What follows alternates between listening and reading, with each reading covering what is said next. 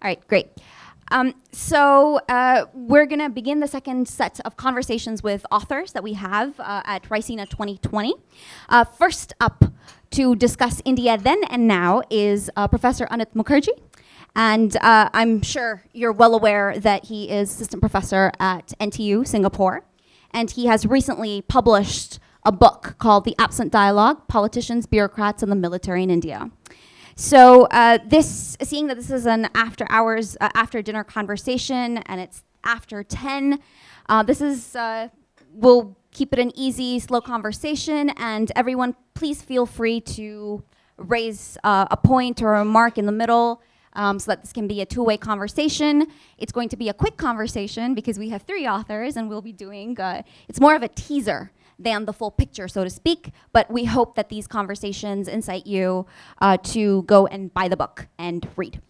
Anit, your book basically talks about the troika of politicians, bureaucrats, and military.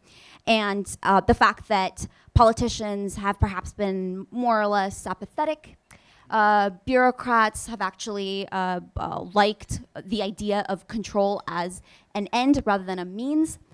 And the military has basically chafed under this situation where it's been overwhelmingly dominated by the civilian establishment, and that has started that has entrenched or engendered a us versus them narrative. Yeah. So to start the conversation, the absent dialogue, why? What is it about the civilian-military relationship or the pattern of engagement that you have found that leads to this conclusion that there is an absent dialogue?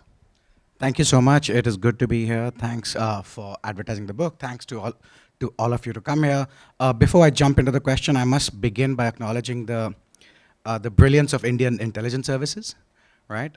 Because early on, I'm sure they tipped off the Prime Minister about my forthcoming book, and that's why the announcement of the CDS and the DMA, and they're restructuring everything.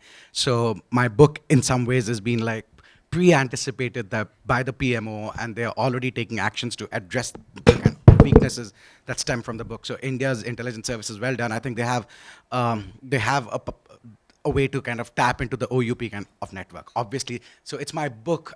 The forthcoming arrival of my book forced the Prime Minister to undertake the most transformative changes, I think. And obviously, I'm full of myself, so that's why I'm starting the book with that. So to go back to the question about why is it called the absent dialogue, it's inspired by what my advisor, Elliot Cohen, had termed the unequal dialogue, where he had looked at 4 successful wartime commanders, and he had emphasized the importance of creating an unequal dialogue between the civilians and the military, which emphasizes importance of dialogue, but it is unequal because ultimate authority is with the civilians. And I was looking at the Indian case studies, and among the things I looked at was it is not an unequal dialogue as much as it is an absent dialogue. So it's almost like there are 2 people with 2 very different worldviews and institutional experiences who are not able to really engage in a dialogue. So that's what inspired the title. All right, so what is it, are there any certain metrics that you, or certain characteristics that you found that lend themselves to characterizing the dialogue or the interaction between the civilian and the military as an absent dialogue? Is it about for example, you mentioned the lack of an external threat perception. You mentioned the fact that this has been, basically, why does this issue persist? Because you trace basically the history since independence, and the situation, status quo, has not changed. Why is that the case? That's a great question. Okay, so I think we need to step back and say that, look, it's not like there's a constant pattern of civil-military relations that's completely unchanged.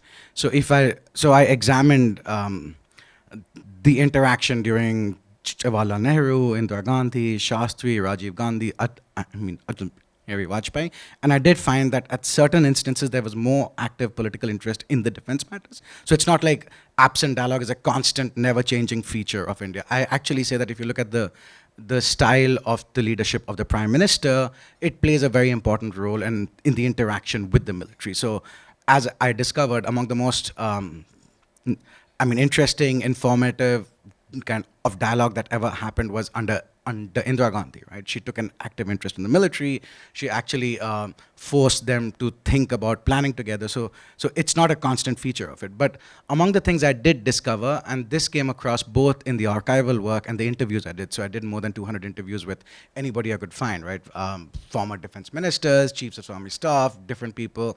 And among the things I found was there was a sort of a, not just an antipathy, it's almost a lack of comprehension in between these three actors.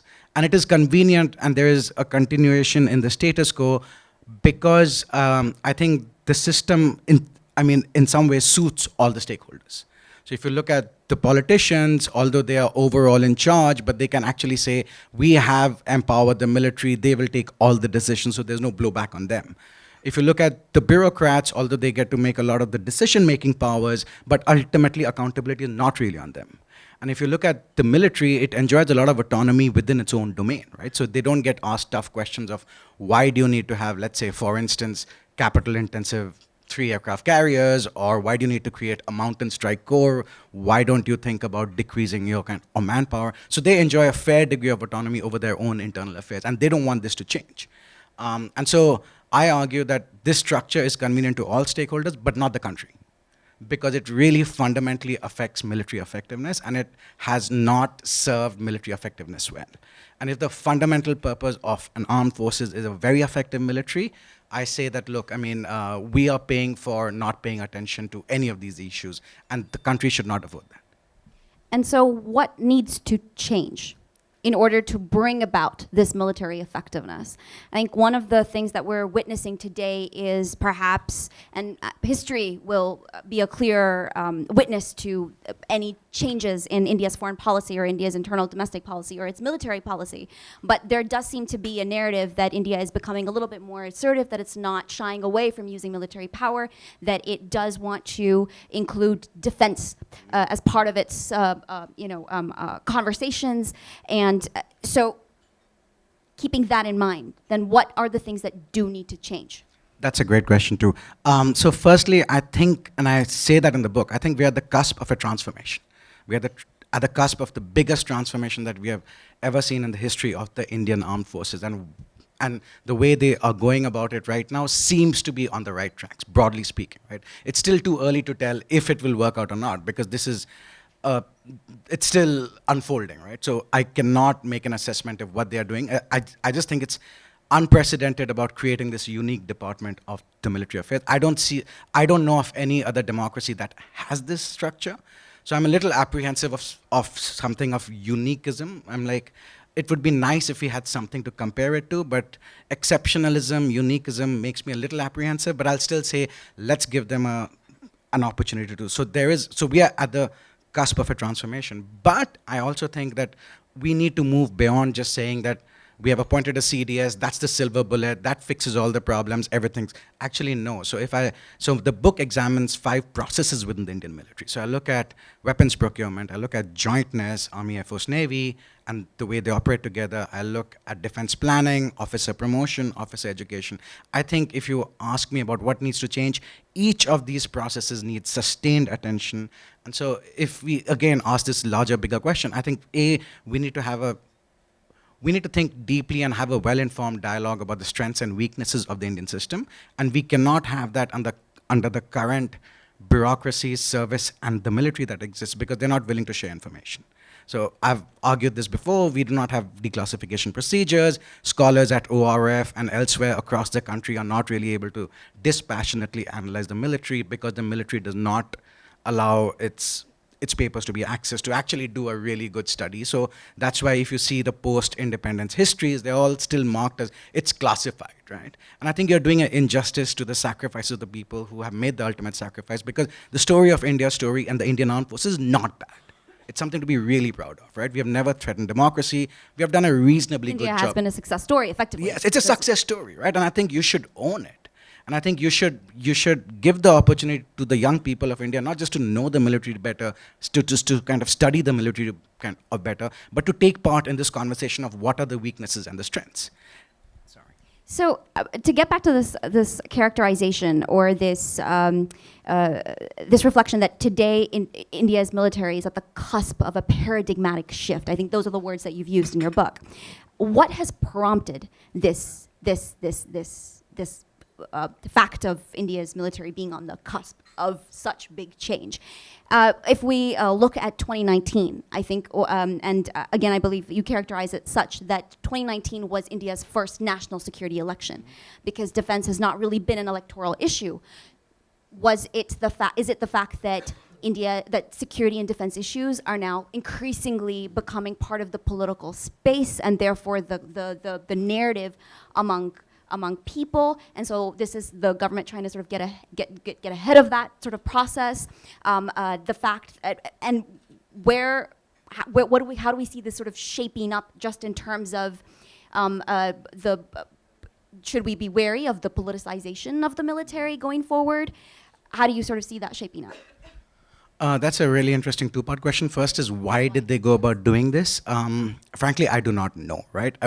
We have to get into the mind of the Prime Minister and the National Security Advisor, and so far we don't have any software that allows us to do that. So hopefully in the future date, whenever any historian has downloaded that software, we'll. But I really think that the Prime Minister, if you see his words, in 2015, he made a really important speech on the INS kind of Akramaditya, where he talked about his vision of transformation of the defense forces. Very forward-looking speech.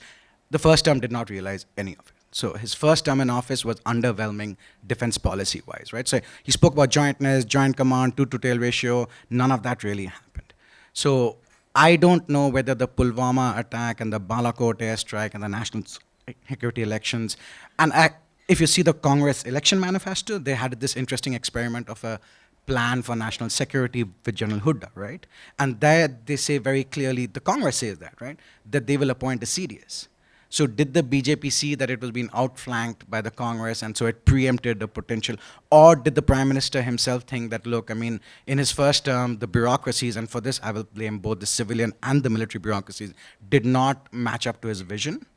And so perhaps he started the second term with saying, you know what, I'm going to give them a fait accompli. I tried to work with them before, and I've heard accounts of how he was frustrated with the military officers for not coming up with joint plans. So perhaps he's preempting these moves, and he's saying, you know what, I want, and that's the only way to get it done, right? Because when you look at these issues, there are very big bureaucracies that have significant powers that do not want to have jointness, right? Because you would have some institutional winners and kind of losers. So I think in terms of why this is changing, I think it's political leadership. But I'm also saying we need sustained political attention. It's not that, again, CDS appoint Kalyan, naam ke vaste ho gaya, everything's sorted out, we are done and dusted. No. We need to make sure that they keep their eyes on the ball and they force the bureaucracy and have a constant, it's like an eye of Sauron gaze, which like keeps an eye all over and says that, look, I want this to be done. I want the joint command. I want joint operational commands, because these will be opposed by the bureaucracies. And they can say either they're going to wait it out or they have the information, so they're going to create some scary kind of scenarios. The Prime Minister needs to keep an eye on the ball on this. And just regarding the second part of that question, which was basically the fact that, as defense and security become part of the political narrative, do we need to be wary of the politicization of military, of armed forces? And alongside that, to add to this question, if we also contextualize this, what has happened in 2019 and then going forward, CDS, et cetera, in the context of basically nationalism, or this sort of new social contract that we're witnessing across the world, and India is no exception to this trend. So going forward with that. That's a really good question. So if you look at the politicization of the armed forces, I think it's always a concern in any democracy. You don't want political parties to start playing favorites and to alter the promotion policies, because that has happened in autocratic countries, and that has led to military disasters. Right, so we need to create some sort of a system, and I still don't know the answer to this, because this needs serious thinking through, and I don't think enough people have paid attention to it, where we have the political kind of leaders able to either do a top-down search, and then, because the earlier thing of a seniority-based motion didn't make sense. But you also have to be careful that you don't lead to a complete politicization of the military, like the police has happened, and it has happened with the IS. So can we build that safeguard or not? That's a tricky question, and I don't have an answer to that. That requires some more kind of thinking through. About the rise of nationalism, I think all that is well and good, but I also think that it should be positive nationalism and it should not be a negative kind of nationalism. So it's great that you are embracing the armed forces, but do not treat it like a holy cow. Right? Just like any other bureaucracy, they're funded by the taxpayers, they're government servants, so you should be able to ask them informed questions to make them accountable to the people of India, because that's what we owe our allegiance to the Constitution, as the Army Chief said recently. And again, we're a democracy, so I think we're going to see how that shapes up. It's something to be seen. I'm going to now open the conversation to any questions or comments from the audience. Yes.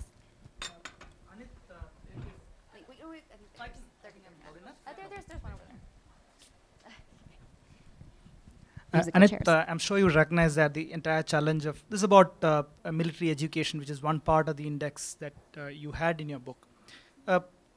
You understand that the challenges from understanding technology used in the military to geopolitics, it's a very, very wide spread, and it's not a small intellectual challenge to master the whole gamut. So what is that one silver bullet advice that you have as far as military education go? When you're getting joint, you're increasing the complexity. So how do you sort of alter the course of military education? What's that one advice you would have? I think I'll take a two-part advice to this. One is you need to have civilian professors in your war colleges. It makes no sense that the military officers do not have an experience or an exposure to good civilian faculty teaching them about different facets, about military history, about expected threats, about technology. So that's one. Two is, as I said, declassification, right? I think it makes no sense that officers of the Indian Armed Forces today cannot, let's say, go back and read the op order for the 1971 war, or the primary operation order issued by Army headquarters. Why are you not declassifying that? So if you do not, and again, you think about this, ask any colonel in the Indian Army today about what are they taught about Op Parakram, the biggest peacetime kind of experience that we ever had, where we lost almost 1,000 soldiers, I mean, if not more. They have turned away from it.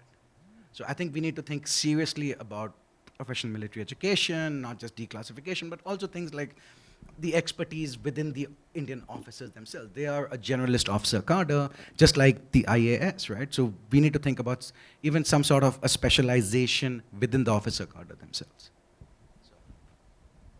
Do we have any other question or comment? Yes. Hi, Anit. Okay, so you mentioned the first CDS.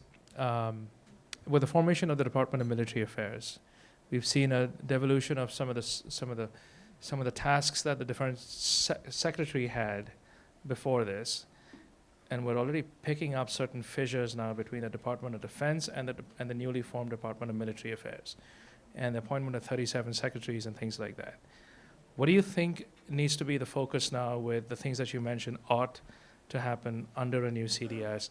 A jointness when it comes to force modernization, planning, logistics, procurement, largely, in a budget crunch environment, and what needs to happen to be able to allay some of these concerns about some of the fissures between the two departments, because now we've got a real kind of a turf war between joint secretaries now. That's a great question, Nick. Thank you so much. I don't want to talk about the book right now, but I think in case of the things that you need to do is focus on the 5 chapters that I look at. Create a joint secretary for professional military education, a joint secretary for officer promotions, a joint secretary. And again, I think an important element of that is cross-posting officers. So do not make it just staffed by military officers or just staffed by civilians. Among the strengths that you need to create is the integrated Ministry of Defense that includes expertise from the military, and that sort of a collegial system has not been built up.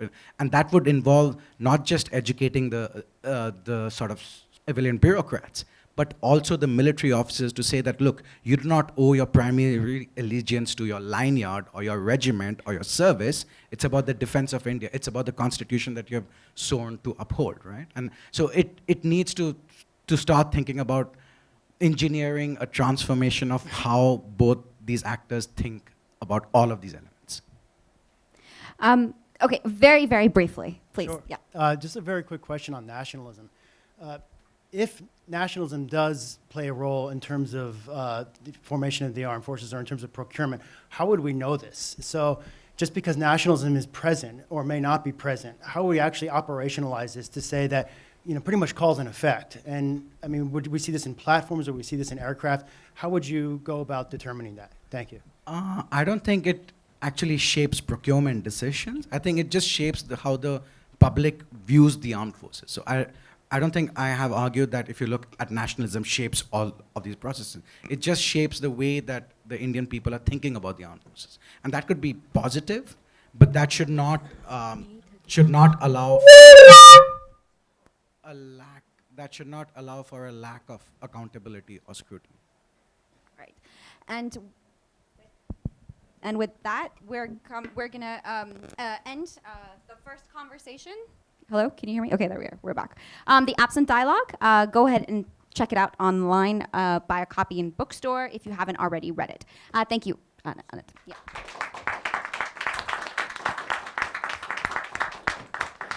And now I'd like to call Tanvi Madan from Brookings Institution, who has recently, whose book, yes.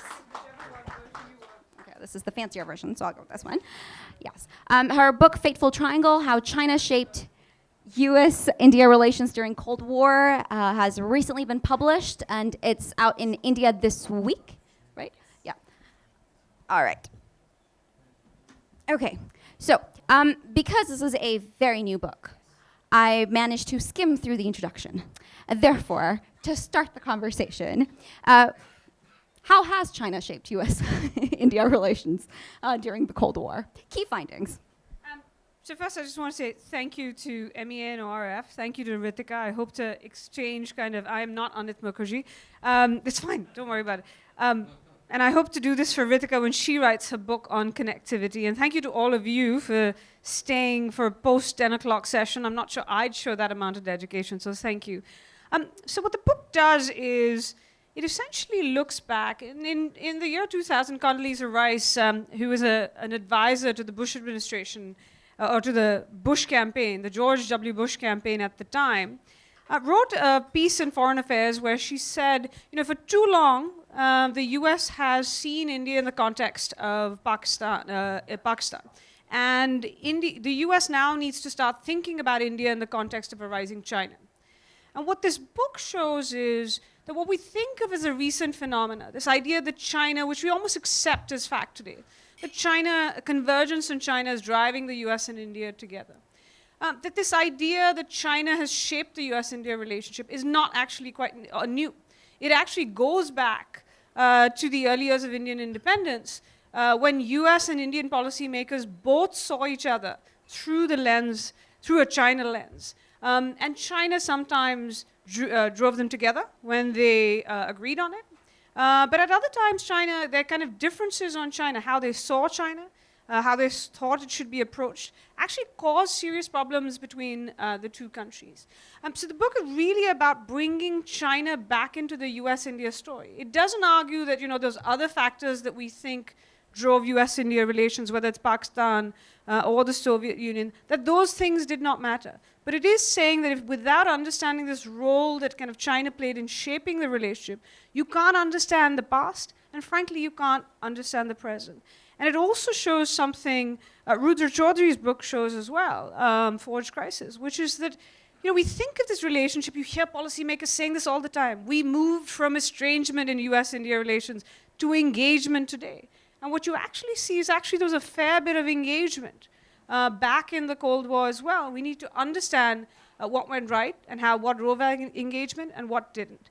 So those are kind of the essential findings of the book. I'll just mention one more, since you work on connectivity, particularly in the region. We think of the US and India acting in an Asian context today, in an Indo-Pacific context. And again, think of this as fairly new. But what this book shows is that the US and India didn't see each other just in a South Asian context, as most previous books have kind of talked about. The US and India actually saw each other in an Asian context.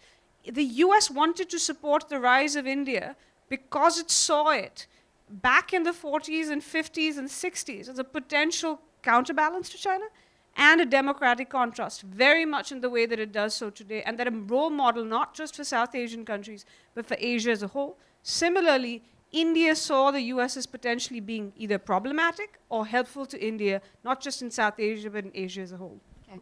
And taking forward from that, because clearly the lesson is that we need to understand, we need to read about how China shaped US-India relationships to understand India's past and now its present relationship with the US. What lessons or what are there any parallels that we can see? Was the fateful triangle, this trilateral, this triangle between U.S., China, and India, specific to the Cold War period, strategic environment, economic imperative, or are there parallels that we can see today as well? So I'm very much of the school that two schools. One, that history actually can inform policy making today and can be useful. But second, that history doesn't necessarily kind of repeat itself, but it does rhyme. And so it's obviously not the same consideration. These three countries, especially the US and India, didn't have kind of economic relations to the extent that they have today. They are interdependent to the extent they are today with China back then. But let me give you a few examples of very real-world kind of lessons that practitioners can learn today, and hopefully just observers who are interested in this kind of triangle as well. So one of the things, we've had this kind of debate, we continue to have it, it's constantly contested, this idea that when China appears, and Ambassador Robert Blackwell said this in the mid-2000s, that when China appears as a threat or a concern to the US and India, they will naturally come together. That school essentially was that coming together of the US-India is inevitable. On the other hand, you have a number of observers, many in India, who said India doesn't do these alliances. It will never happen. Prime Minister Manmohan Singh said, we don't do these things, essentially. So the book shows that US-India convergence in China is neither inevitable nor impossible. The US and India did come together against China in the past, but it did so under certain conditions. And what this book shows is what those conditions are. That is, they had to agree on the nature of the threat, of the China posed, the urgency of the threat, and importantly, how to deal with the threat. And often the problems came in that last part. So the differences in approach were sometimes over things like, who should the other partners be? So India, for example, thought that Russia should also be a partner, or Soviet Union then, should also be a partner, very much as it does today, in terms of dealing with China. Whereas the US saw it as part of the problem. Similarly, the US said, India, you should be making up with Pakistan. Together, then we can all kind of tackle China. Said the US should be part of the solution to your China problem. India saw Pakistan as part of the problem with that it had with China. So this idea that you need convergence, not just on the perception of the threat, but how to deal with the threat. A couple of the other things that I think, because this is a relationship that is so kind of frayed, the legacy of history in all these dyads, US-China, China-India, US-India, it's the baggage is still very much there. This is not the past. You have to understand where the baggage is coming from. But you also have to understand, so for example, I'll give you one lesson that the US can learn, one lesson that India can learn. The US needs to understand where India's kind of concerns about alliances come from. And without understanding that it comes from a concern about dependence, about the unreliability of external actors, not just the US, but the Soviet Union, as this book shows as well. That without understanding that, you cannot actually understand how to assuage those concerns. So far what you have is a US that thinks of countries, has tended to think of countries as allies or adversaries, and India that doesn't do alliances. And what we need to get to, and I think we are actually there in many ways, is that the US and India might not ally, but they have aligned. And what we are essentially trying to do is come up with the terms of that alignment. And that's what needs to be focused on. One lesson for India. There are some, shibboleths, as K. Subramaniam used to say, that need to be shared. In fact, we think there are certain things that India will never do with the US. Well, this book shows already done them.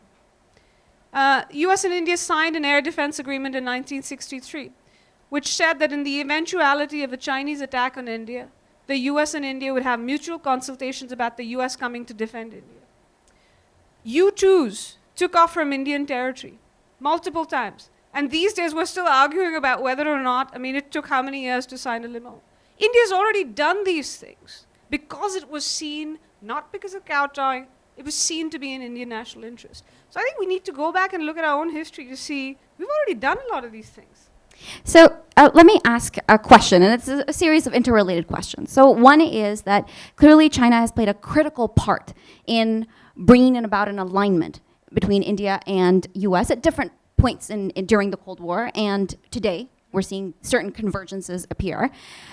If China were not to play such a big part in this relationship, what shape or form would the India-US relationship be or take? Related to this is the question of US-India engagement during the Cold War, having that shared perception of China and the threat, and therefore how to be able to manage that along the three metrics that you've pointed out, right? How urgent is the threat? Do they see it the same way, and how they should manage it? What has the response been? Has it been mostly defense oriented?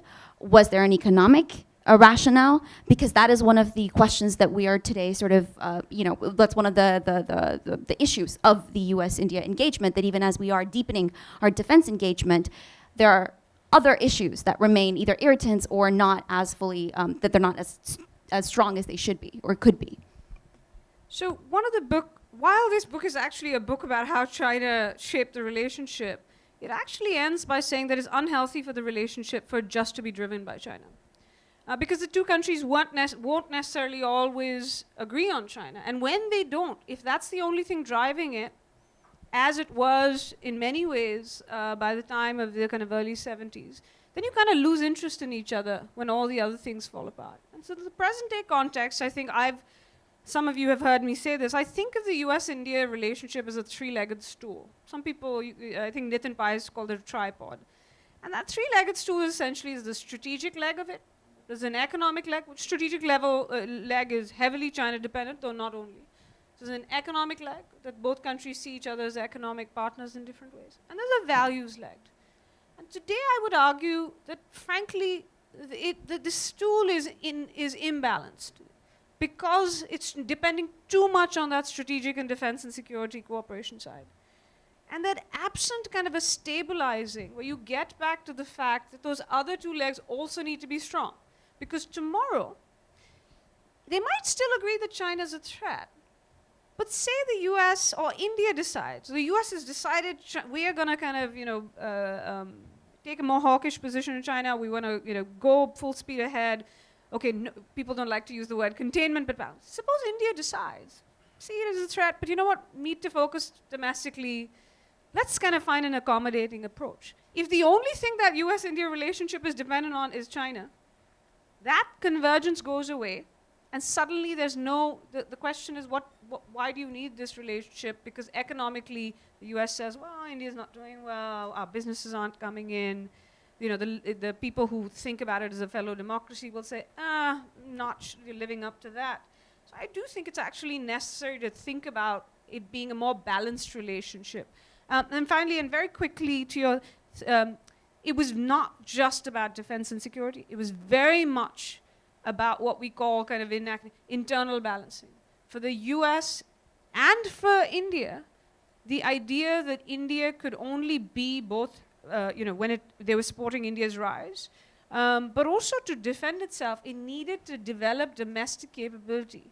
And what the partnership with the US was useful for in the past and is today is that partnership, which requires a certain amount of dependence, is about eventually building your independence because you're building capability, including economic capability, which then gets you to the point of being able to have the money to build military capability. So taking on from what you've said, this thing about the US and India need to engage beyond just China. China cannot be the be-all and end-all. That allows for alignment issue-based alignment, right? That's the term that's being used these days between the two countries. So in the context of economic issues, right, there was a point where the format G2 was, bandied about. And in the intervening years, when that failed to come about, U.S. has obviously sort of tried to secure India as the balancer in the region, right? As a net security provider. In fact, the term actually net security provider, I believe, comes from U.S. thinking rather than from an internal conversation, the military or defense or the foreign policy conversations in India. And now, if we look at the trade war that's been happening, there's an active conversation how India can reap advantage or benefits from this trade war that's happening, except it also seems that that some dispensation between U.S. and China is inevitable, some accommodation of both their interests to continue engaging, because two big powers inevitably cannot but engage. So where does that leave India? Because India on its end has this conversation where it wants to retain its strategic autonomy. There's still that camp, and on the other hand, it's taking a more pragmatic view that no, we do need to intensify our engagement with the U.S. So do you see? So I think, for a US audience, what this book will show is why, there's often in the US this idea, why does India worry about a G2? Never going to happen. There's not going to be a China-US condominium. We're on this path, things don't change. It's going to show that how in 1971 for India, things did change pretty overnight. There was less of a shock in India about the US-China rapprochement than there was in a place like Japan. But nonetheless, there was shock. And it suddenly changed India's entire geopolitical options. Because we forget that till that summer of 1971, India had an implicit security assurance from the US. On the kind of broader question of, how do you actually deal with, say there is a G2. I think one of the things is it goes back to the question, I think, Indian policymakers and leaders have always intended the goal to be, which is building capability and building India's own capability and options. Something Arun will talk about kind of as well in his book. But the thing is, they've often fallen short in actually getting there for various reasons. Getting distracted by other issues, you have external security challenges. Sometimes they don't build the capability because you're so concerned about having partnerships or opening up yourself to the world that in the process you actually don't build kind of your own capability. So I think in terms of a G2, India can best leverage itself if it has both kind of flexibility diplomatically, but makes itself useful, partly by having kind of its own capability and its own importance. One thing where I think what this book shows is that, look, the standard thing is India suffered from the Cold War. It was a victim. It was very... One thing you'll see in this book and some of the other kind of newer books you've read on US-India relations, Rudy's amongst others, is that Indian policy, what is non-alignment? The book argues that it's basically a diversification strategy to diversify India's dependence and create, when India was at a point of weakness, to create and expand India's options. And so when you think about it, it was India actually, so the counterfactual I can't answer, is we always say, India was negatively affected by the Cold War. Tongue-in-cheek, I would say India actually benefited from the Cold War because the superpower rivalry created space for India. Because India was important enough that it's the decisions it makes were important. Does that sound familiar? You heard it in the Huawei debate. The decisions, that gives India's leverage, but only if it's actually able to be flexible, to have that kind of importance. If we're kind of just here, totally internally focused, not bothering about, we'll just get involved in kind of these issues and won't have that capability. Great. Any questions or comments from the audience? Anything? About the free and open Indo-Pacific and how that is basically seeing India and China. I like how Ritika US is kind and of India. feeding questions. Come on, people. This is like a China About discussion values. we don't have. Arun didn't even ask me the planted question of why are you sympathetic to Nehru? And I'm like, how do you know I am? You have to read the book to find out. You should be sympathetic to Nehru, basically because of the way you describe non-alignment. Because he was thinking about the national interest and he was looking for options in everything that he did.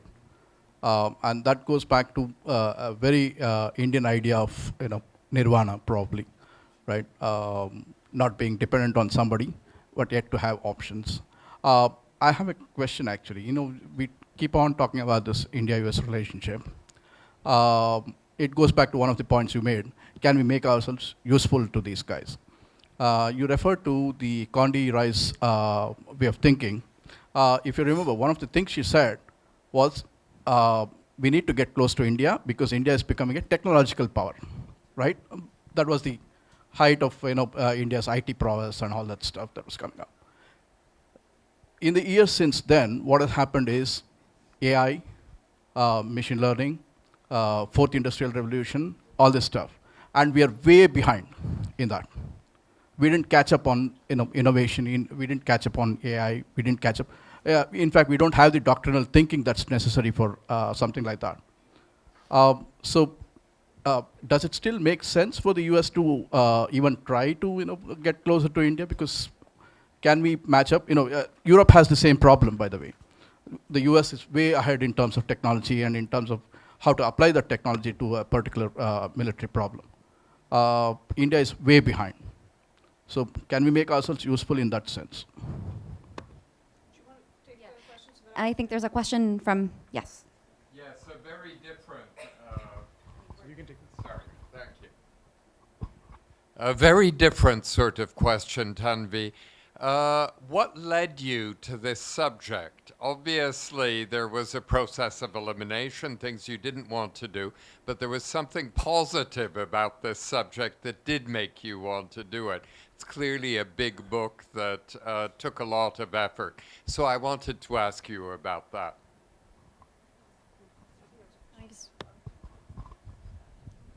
Yeah, there's one more. Hello. So my question was more about how this sort of is affected in diplomatic settings. So there was a book by Solomon on Chinese negotiating behavior. And he made this really interesting point about how China's perception of itself, its civilizational heritage is informing how it projects itself globally. And there seems to be some convergences also with India's diplomatic, you could say, style that, even Schaefer spoke about. So what I want to ask you is, how does this seeming convergence on this sort of, on this positioning level diplomatically, why didn't it manifest itself more explicitly as a sort of a fear or an insecurity for the US that there are these two powers, even though they are rising at the same time, they have a lot of these sort of soft power convergences that may impede on a sort of US-India dynamic to be sort of smooth sailing. That's anything along those lines, yeah. So very quickly, one, in terms of being sympathetic to Nehru or not, I mean, I'm old school as a historian. I don't think it's for you guys to judge after reading the book. The one thing I will say archival work does make you do, because you sit and look at the files, and I think particularly in terms of how you see the files here, where you're not just seeing the foreign policy files, you're going through files and you see day to day what these guys are dealing with. That it does give you a little bit of humility as a scholar in terms of not passing judgment, because I'm not sure I would have made better choices. And you realize these are human beings who make mistakes.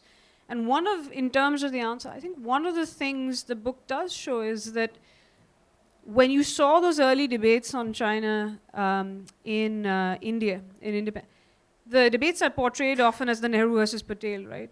Which is that one thought China was challenged, one thought that it was not. But that's not actually what, they both thought it was a challenge. They both disagreed about what was required to deal with the challenge, and both, I think, had different ideas of how long India had to deal with the challenge. And so I think this is related to this question of kind of, India not doing. I mean, my plea today to practitioners here would be, you think you have more time than you do. You're spending far too much time focused on Pakistan. You're spending far too much time relitigating issues, when if you really thought that China was your main challenge, as you secretly say without actually ever saying in public, you would have a very different attitude towards supporting technology development, towards partnerships, towards what you do, and towards even what you do with China. So I think for the US, why India is still useful, because in all the old school metrics of power,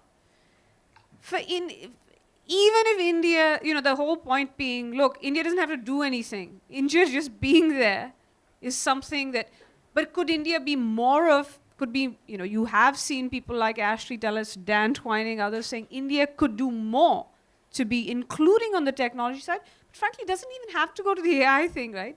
Just even in terms of building up military capability, just economically strong. An economically strong India is taken seriously by China, much more seriously than one that was 20 years ago.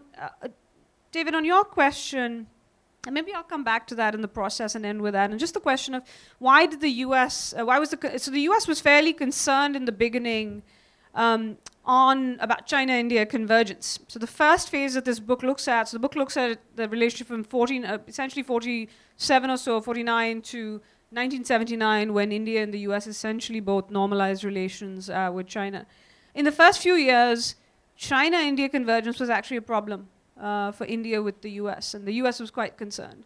And the reason being because at that time, the US had actually hoped.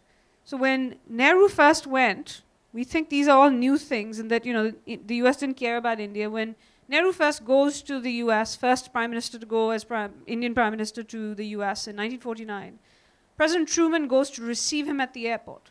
He takes along 3 cabinet ministers. There's I don't know how many gun salute. A whole band goes to the airport to pick him up. Why? Because there's this idea, the US had this impression that it had just lost China. It had turned communist. And so India was going to be the hope of Asia, the democratic contrast. It was good. So then when India turns around and says, well, you might have that role in mind for us. We don't quite have that role. We don't want to get into that stuff. We need to grow. China needs to grow. They're going to be like us. We're going to do this stuff together. Asian civilizations, rah-rah. The US is concerned because suddenly it had hoped India would be this model. And now it's ganging up, or they see it as ganging up with China.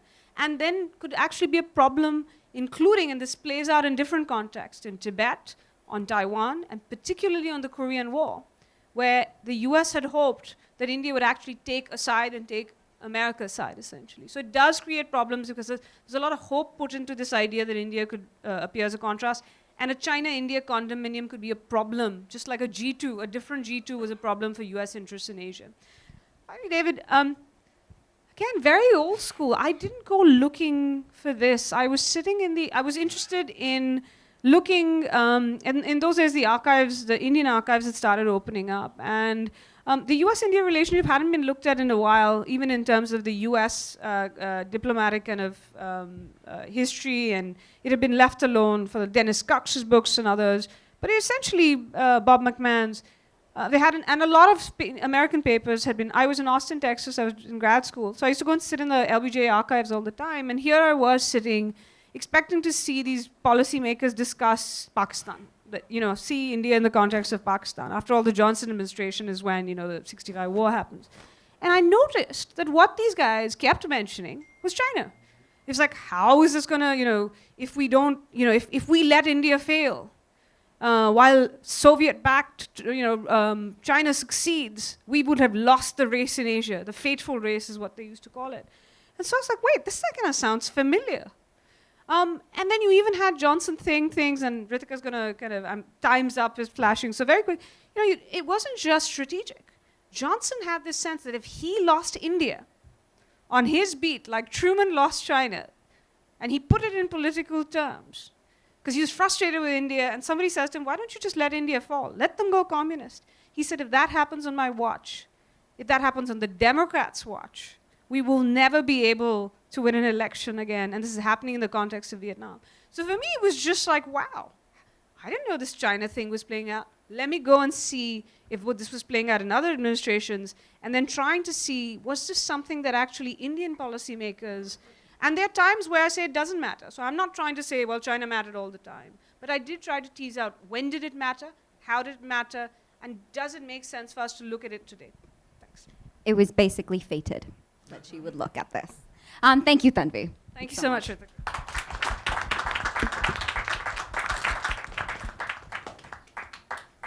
We're actually doing very good on time.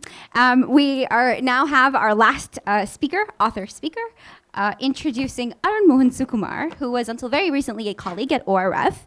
and who worked on all issues technology and foreign policy. First of all, Arun, congratulations on your book.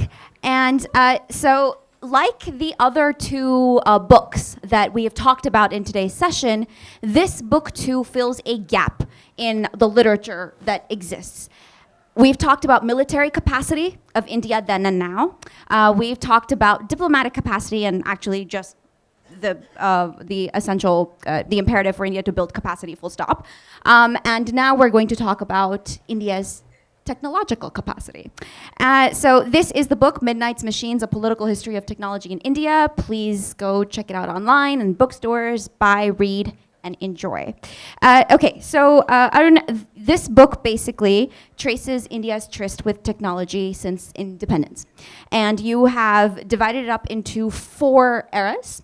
And to begin with, because these the names that you've given to these eras, to these ages, very interesting. Age of innocence, age of doubt, the age of a struggle, and the age of rediscovery. Right? Broadly, why did you name these ages the way you did? Because I assume this was chronological, more or less. So, yeah, differentiating factors across. So, I think the story of India's engagement with technology begins far before independence, but since it's the book that tried to look at the modern Indian state's engagement with technology at all forms of technology, especially the ones that can be called civilian-facing technology, I thought it was interesting to at least study the kind of political attitudes that shaped the trajectory of technological advancement, or in some cases, the reasons why we didn't accept technologies from 1947 to the present day.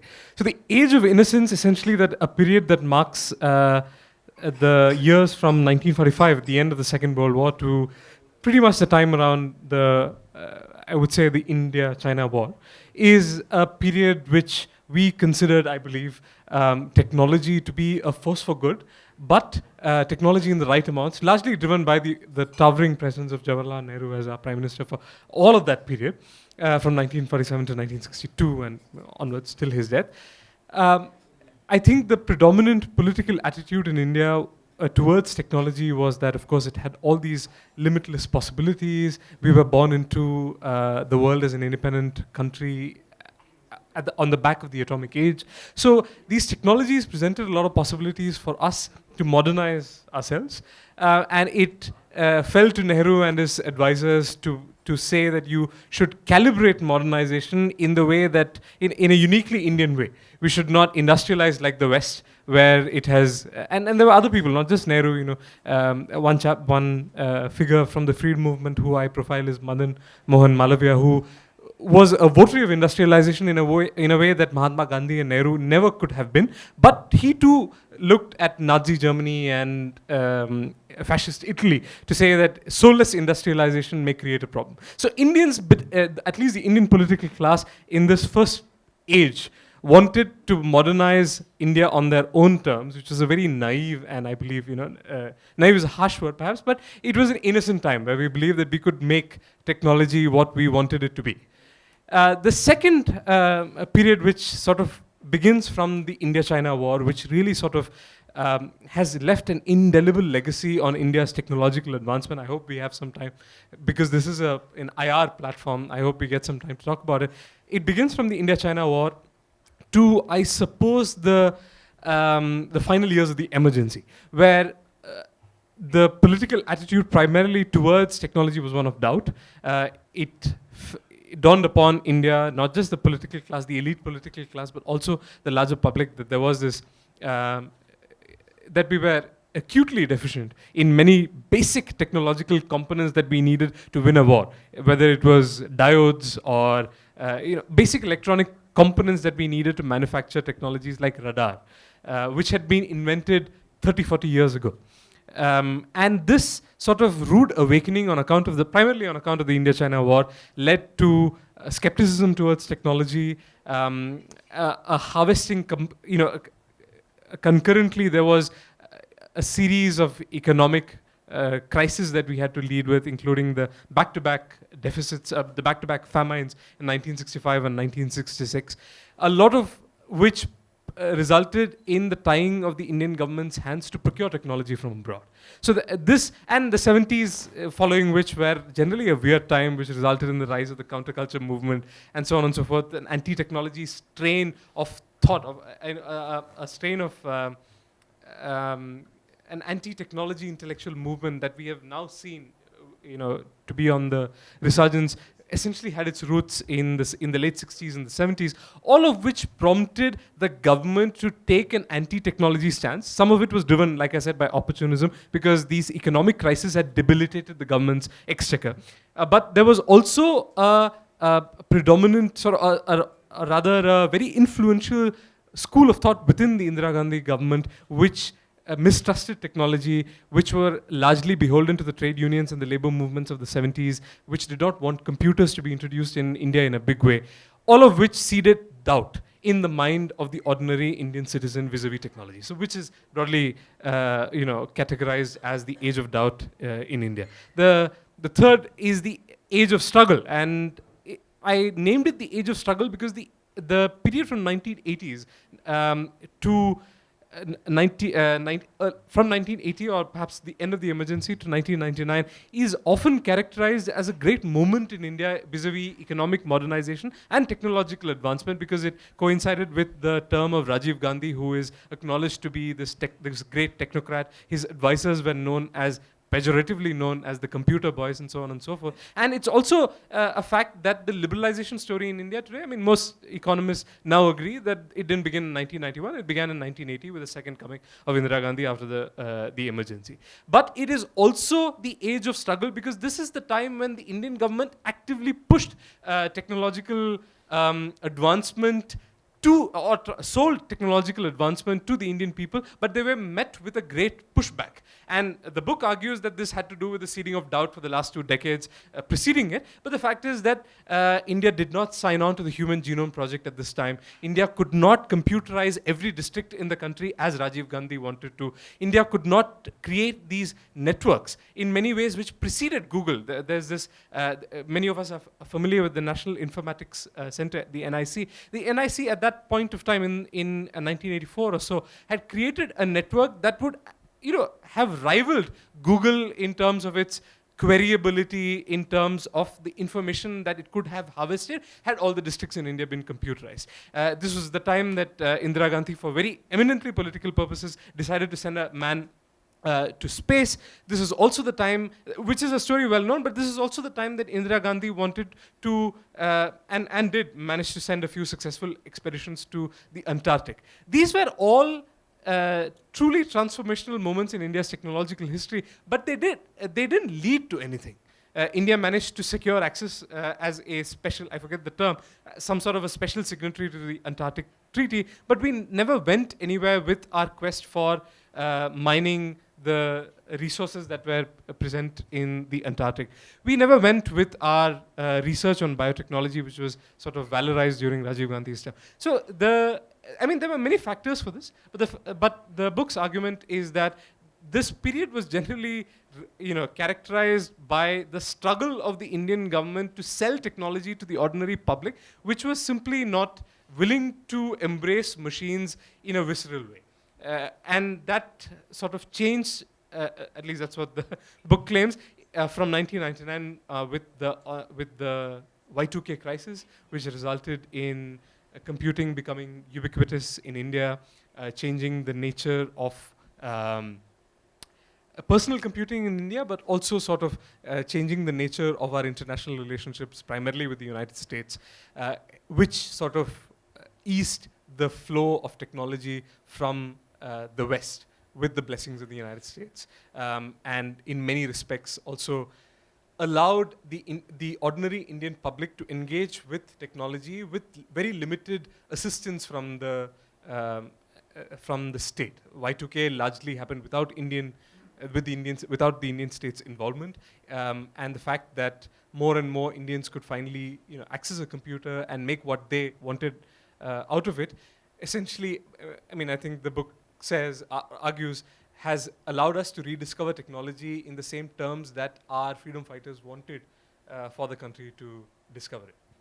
All right. So actually, taking from what you've said and how you describe these four broad sort of periods, what role has political leadership played in either advancing technological innovation and adoption or hindering it? Because it clearly seems that there seems to be a trend where the average citizen, right, and with, of course, access to technology and technological platforms and just machines, that there's now greater agency for them to choose whether to, believe or not, or whether to, adopt technology, whether to become entrepreneurial with it, because that's also a part of India that we know today, that we identify India as a very young, vibrant, entrepreneurial spirit, and of course our IT, success story that we're well aware of.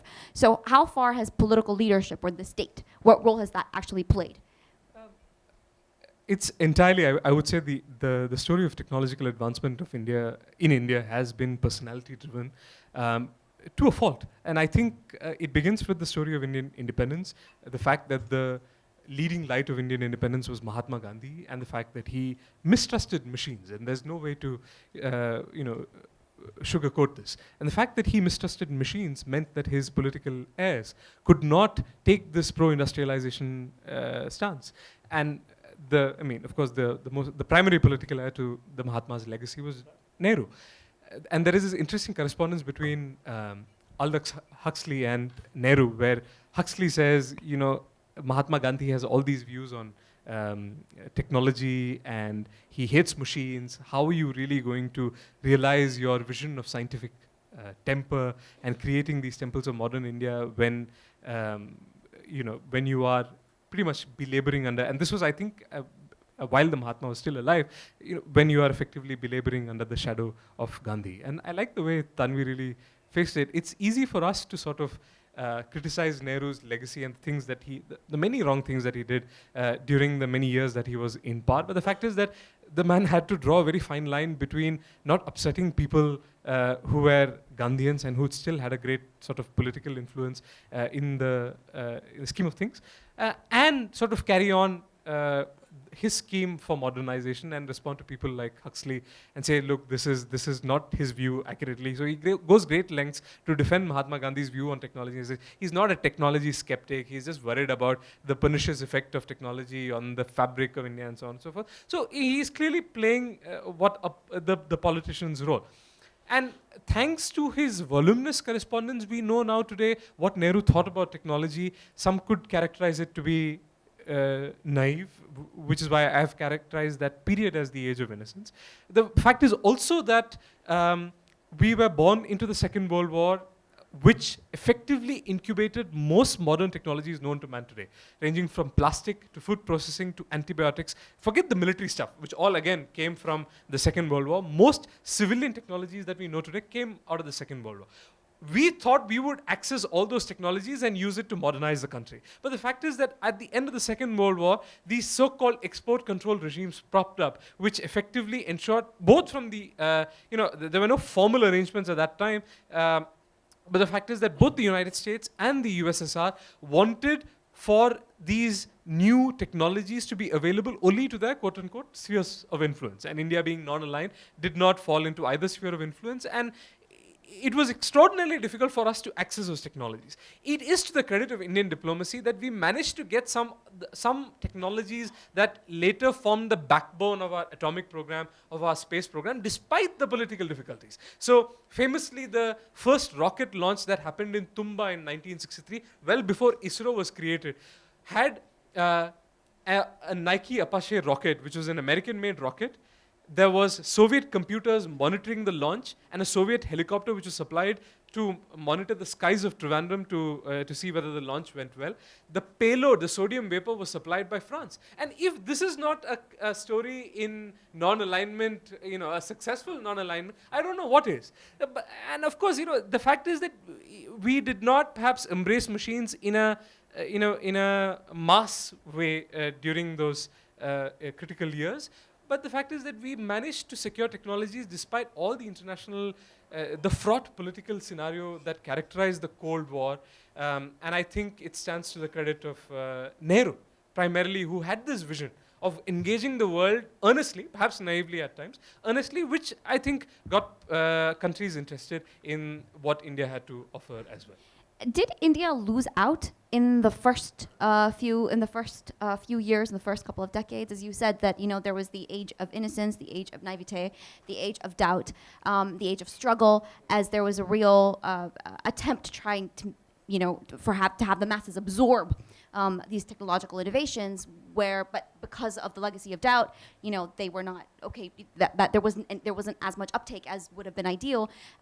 Has that legacy sort of carried forward today? Because particularly because of the role or the technological role that India is playing at present. And if you could actually define what is that role, that India is playing technologically, is it playing enough of a role, or is it still?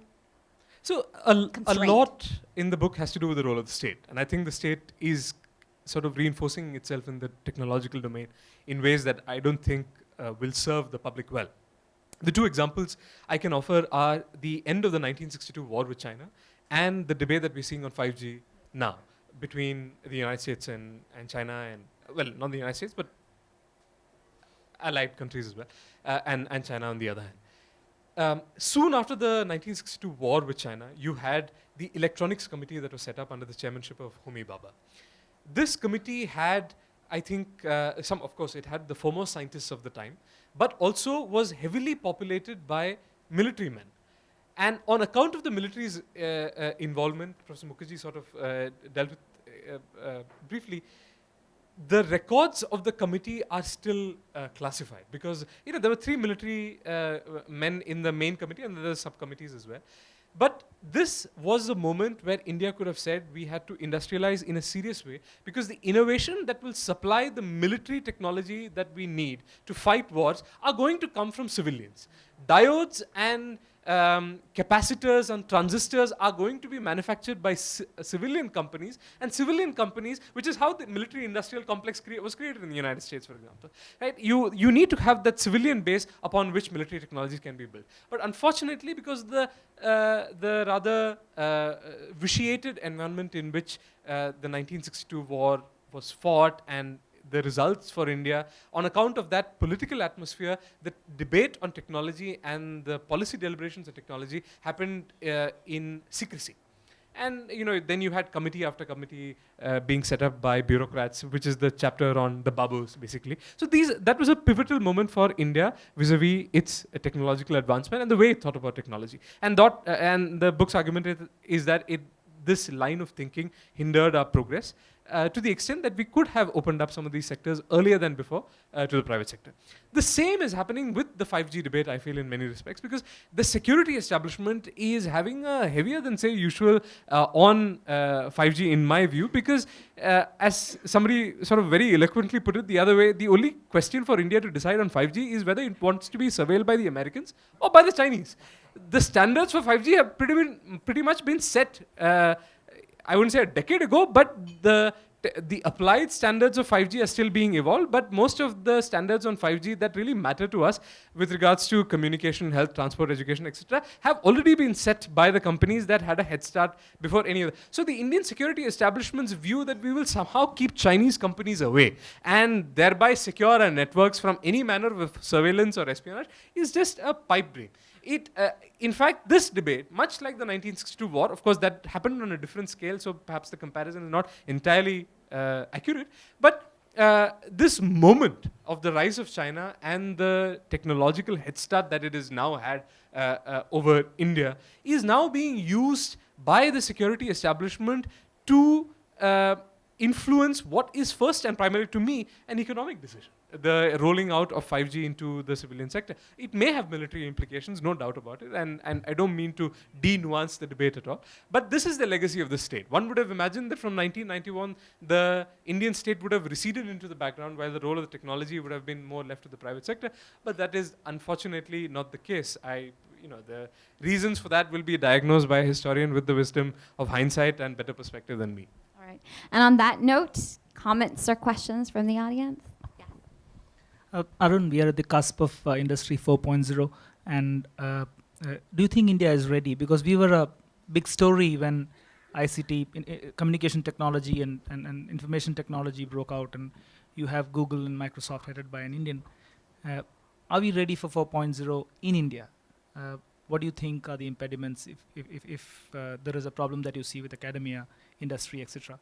Just to tell you an anecdote, few years back, we saw the CEO of a top-of-line information technology company being fired because he wanted to take the company in the line of AI, etc., and that would have affected the bottom line of that company. What are the challenges ahead to sort of be Industry 4.0 ready? I mean, I don't know whether Vishal Sikka was fired because he wanted to take the company in the AI direction, but I think the unfortunate reality is that we are nowhere near to what we want to see ourselves as anywhere near the superpower that we'd like to be. And I think from the vantage point of the book, I can say a lot of it has to do with politics. The anecdote that I have is that when India was setting up its first semiconductor complex, the SCL, in 1983, the decision fell to Indira Gandhi whether to locate it either in Mohali or Madras. Madras seemed to be the obvious choice because it had coastal access and you need water for semiconductor fabs. It would also be, with the wisdom of hindsight, be a tremendous decision because it would be near Bangalore, which would have the greatest concentration of computer engineers that humanity has ever known. But the reason she located it to Mohali was because the Chief Minister of Punjab during that time, Zail Singh, said that you have to locate the semiconductor complex to Mohali, if not, you will lose Punjab.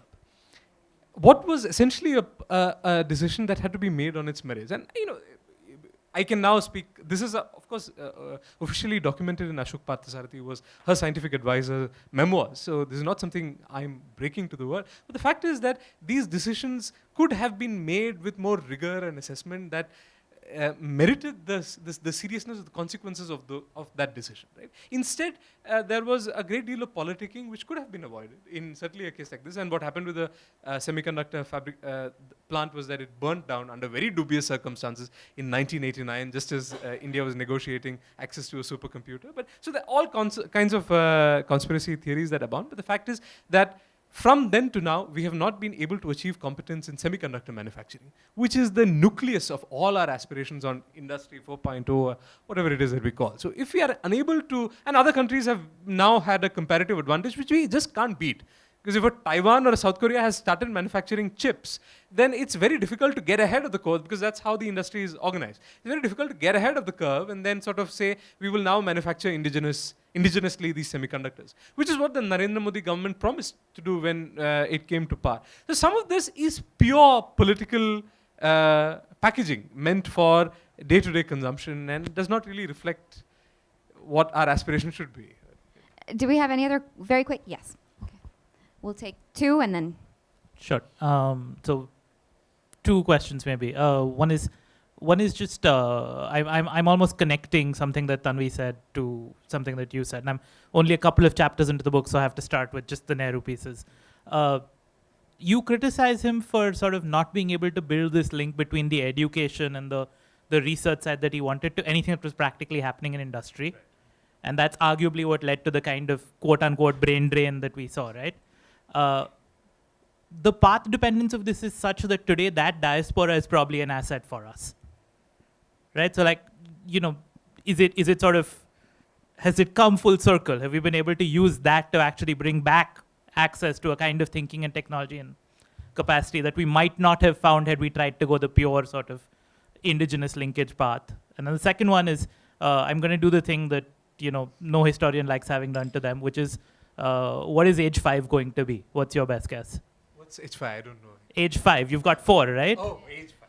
Yeah.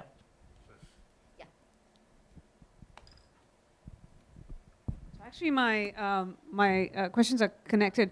One very quickly is this question of the age of struggle. It coincided with the time just after the U.S. Immigration Act of '65. Does kind of the struggle that you describe, does that contribute to that brain drain of people kind of leaving the country? And second, that age 5, I would say you could call it something like, what does India need to get to that age of innovation?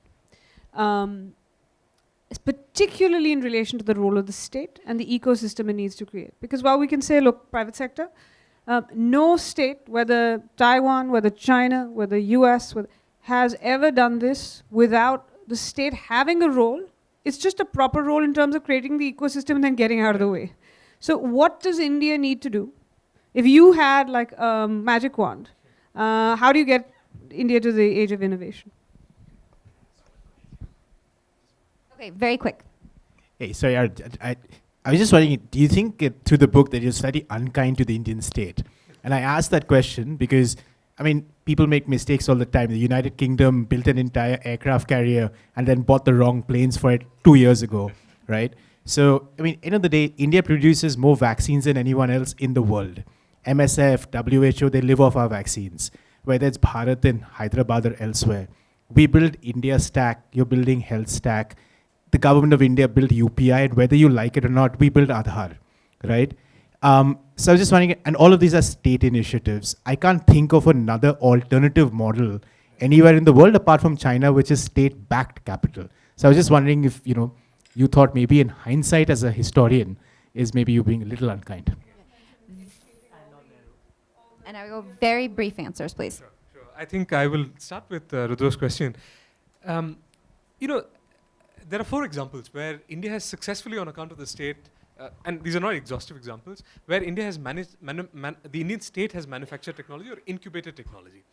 Vaccines, as you mentioned. Second is, this is not on account of the Indian state, but we are now, you could say on account of companies like Biocon and stuff, we are a pioneer in many ways in biotechnology. We are good in, we are getting there in terms of our capacity to send satellites to space, of course, and also to start mapping them.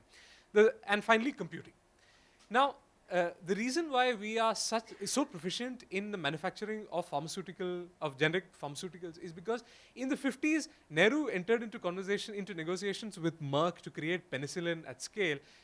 Because of Nehru's mistrust of the private sector and whatever Merck stood for as a Western company, those negotiations failed, and that's when Hindustan Antibiotics Limited, or whatever the company was called at that time, and that's when the company stepped in and decided to create penicillin at a mask, and that's really how the generic drugs sector in India kickstarted. We were denied access to the GPS during Kargil, which is when we turned to NAVIC and created our own GPS, or whatever the indigenous variant is called. We were denied access to a supercomputer. That is when we created Param. We were denied access to, or rather we chose not to join the Human Genome Project, which created the space for the Kiran Mazumdar-Shaws of India, which, and credit to her and other entrepreneurs who really capitalized on that moment and said, in the absence of foreign competition, we will do it. So there are, I'm perhaps sort of jaundicing your question in some ways. There are these success stories, but to my mind, they have all come at the cost of failure, right? There are these steps that India has taken and found that, we need to course correct. So let's quickly build something of our own. And it stands to the credit of Indian scientists and technology that have been able to build something of this sort. It's not easy to create a supercomputer in the late 80s, and they managed to do it in 2 or 3 years. It's extraordinary. But these decisions, with the wisdom of hindsight, could not have been led to that point of no return where we realized, we didn't have access to the supercomputer. So you're right that I'm being unfair to the state, but I do still believe that there are good reasons to be unfair to the state. So I can maybe sort of combine the question on brain drain from Ameya and Tanvi. I mean, some of it is truly beyond our control. The first batch of IIT Kanpur, I may be getting my years wrong by 1 or 2 years. The first batch of IIT Kanpur graduated on the same year that Lyndon Johnson passed the Immigration and Naturalization. So we created the push, they created the pull, and thus brain drain was born. Nothing that we can do. They were clearly offering better opportunities, and so, as you said, Indians are now ruling the roost in Silicon Valley. So some of it happened purely by circumstance, but some of it also on account of the fact that these entrepreneurs or these technologists or these students at that time wanted to come back to India and contribute in a meaningful way, but due to various reasons. There is this interesting correspondence between Nehru and the ambassador to, I would imagine, US and Mexico at the same time, where he says, to the ambassador, there are all these students who want to come back to the United States, but they come back from the United States to India, but they keep complaining that the technology available in India does not match what they would like for. Can you please tell them to stay in the United States and do whatever it is they want to? So there is that kind of attitude that comes through in even such a man of such sophisticated taste and perspective as Nehru. And perhaps that did contribute to to Tanvi's question, resentment in the ordinary public. The fact is that the IITs were still involved in creating some serious military stuff for us, including our own indigenous radar systems and whatnot. But perhaps these were not popularized because the records were not declassified, or perhaps there was still some mistrust between the civilian engineering community and the guys who supplied or wanted the military technology, and therefore these sort of industry market link never materialized on account of that mistrust. So. Thank you, Arun. And this brings us to a close to our second round of author conversations.